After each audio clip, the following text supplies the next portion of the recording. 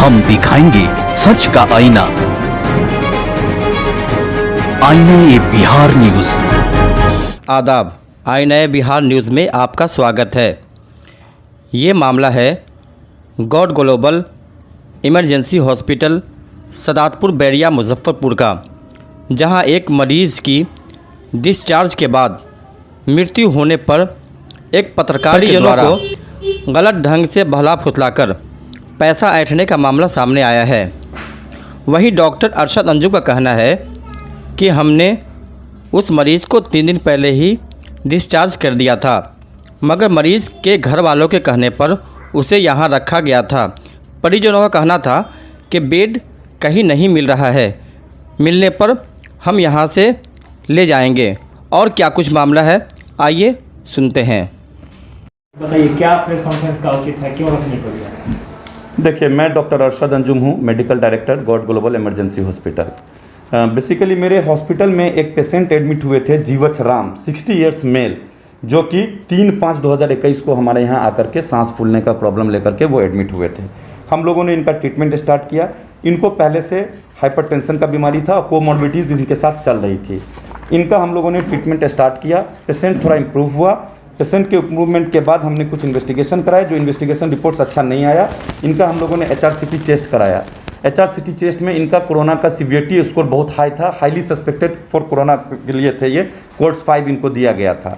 फिर इनका ट्रीटमेंट चलता रहा। 3 तारीख से लेकर के 7 तारीख 8 तारीख तक पेशेंट स्टेबल रहे। 8 तारीख के बाद पेशेंट में 9 तारीख को थोड़ा सा डिटोरेशन आया।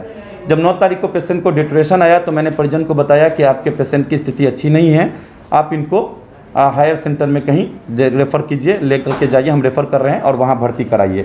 परिजन ने कहा कि सर ट्रीटमेंट आप यहीं करिए, कोरोना का महामारी चल रहा है, हमको कहीं बेड नहीं मिलेगा, बेड आजकल कहीं मिल नहीं रहा है, तो आप यहीं ट्रीटमेंट कीजिए, जो आप अच्छा से अच्छा कर सकते हैं आप यहीं कीजिए। 9 तारीख को फिर थोड़ा पेशेंट में सुधार आया तो मैंने उस पेशेंट को फिर रखा। 10 तारीख में फिर पेशेंट में डिटोरेशन आया।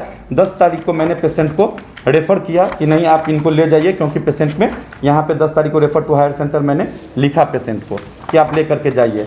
वो गए अपना बेड का अरेंजमेंट करने के लिए बाहर कहीं, उनको बेड नहीं मिला तो मुझे बोले आकर के सर जो होना होगा यहीं पे होगा, बहुत सारे पेशेंट का तो डेथ हो ही रहा है पूरे देश में, आप ट्रीटमेंट कीजिए, आप अच्छा कर रहे हैं, हम आपके ट्रीटमेंट से सेटिस्फाइड हैं, कहीं कोई प्रॉब्लम नहीं है, आप ट्रीटमेंट चलने दीजिए।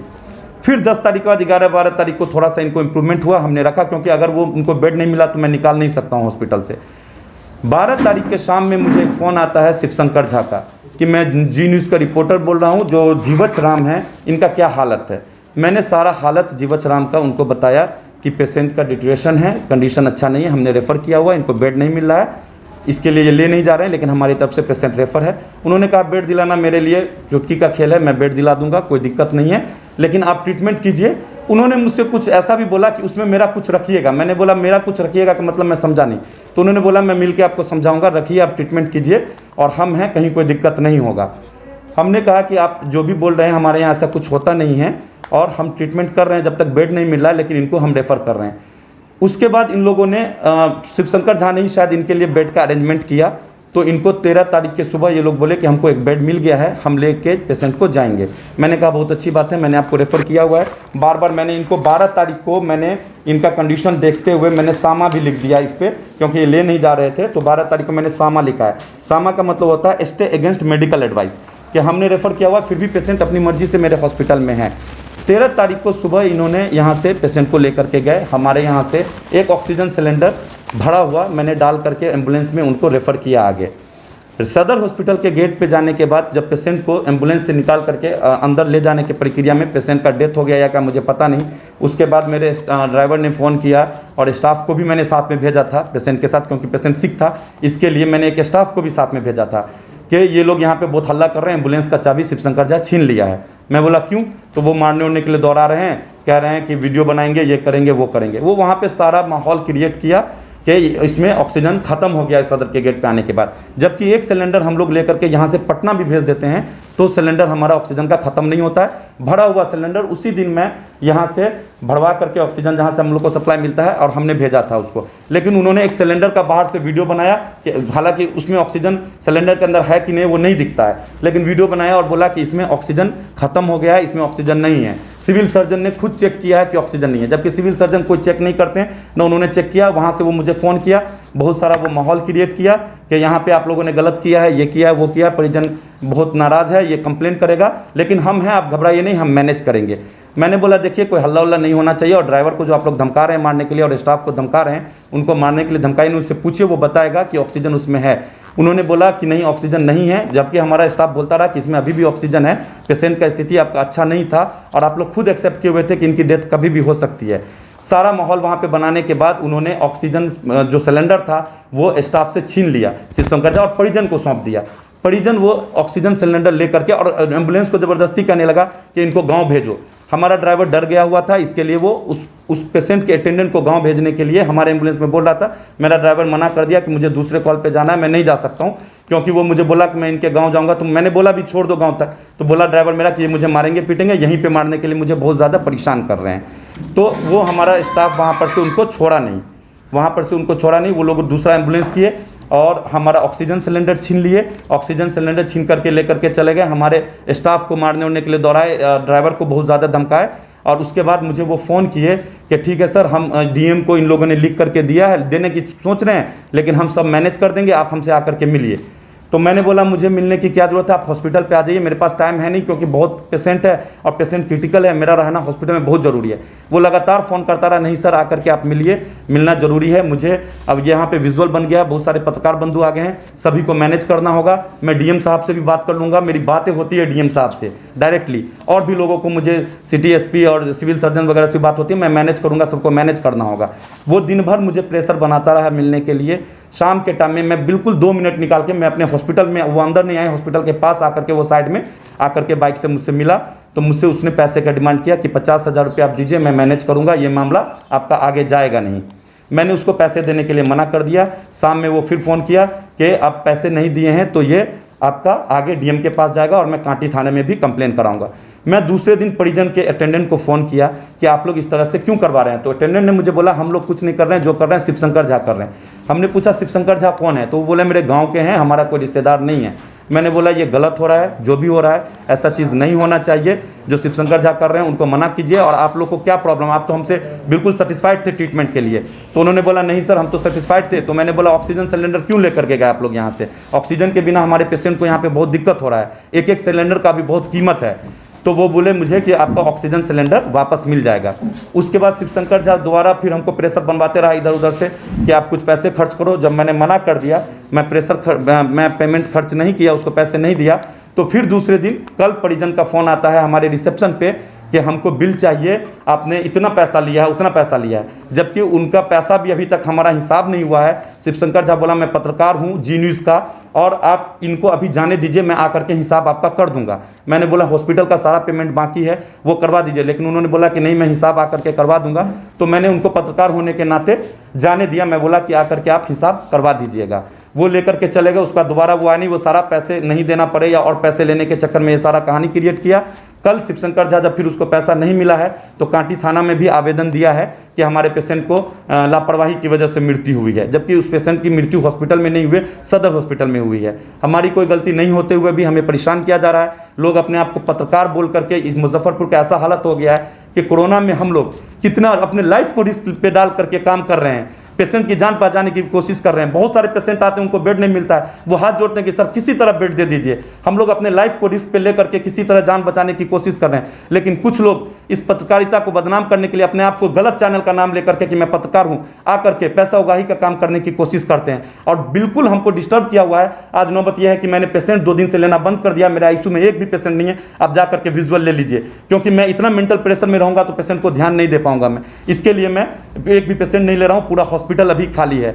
उसके बाद वो कल थाना में दिया है, कांटी थाना में दिया, तो आज मुझे पता लगा है कि कांटी थाना में दिया गया है। तो फिर मैं आज ये प्रेस कॉन्फ्रेंस बुलाया हूं कि आप लोगों को सारी बातें मैं बता दूं कि क्या सही है क्या सही नहीं है। आपके द्वारा पैसे वगैरह दिए गए हैं? नहीं, मेरे से पैसे का डिमांड किया गया है, लेकिन मैंने पैसे नहीं दिया उन्हें।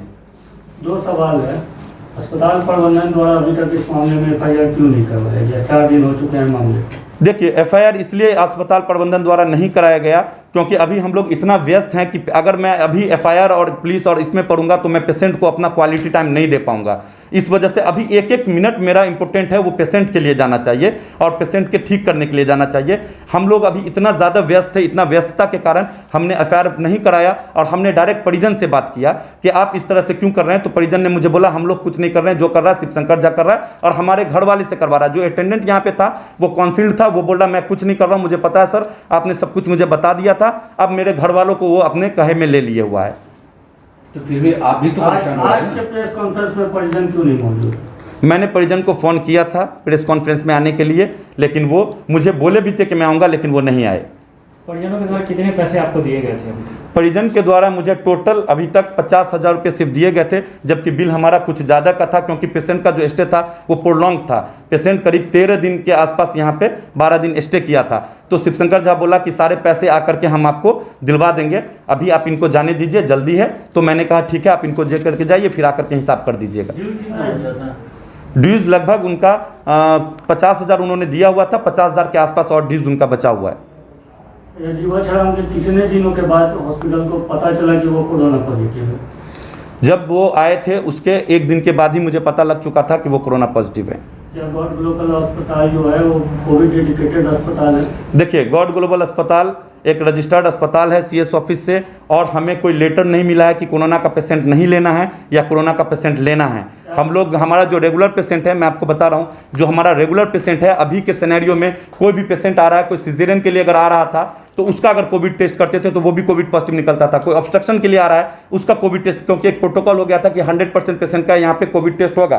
तो किसी भी पेशेंट का हम लोग कोविड टेस्ट कर रहे थे तो उसमें वो कोविड ही निकलता था। हमें गवर्नमेंट की तरफ से ऑक्सीजन सप्लाई के लिए भी सीएस ऑफिस की तरफ से, मेरे हॉस्पिटल का नाम है लिस्ट में कि ये कोविड पेशेंट ले रहे हैं, इनको ऑक्सीजन सप्लाई किया जाए, तो हमें ऑक्सीजन भी गवर्नमेंट की तरफ से सप्लाई किया जा रहा है। मेरे हॉस्पिटल का नाम कोविड हॉस्पिटल में गवर्नमेंट के यहाँ भी लिस्टेड है।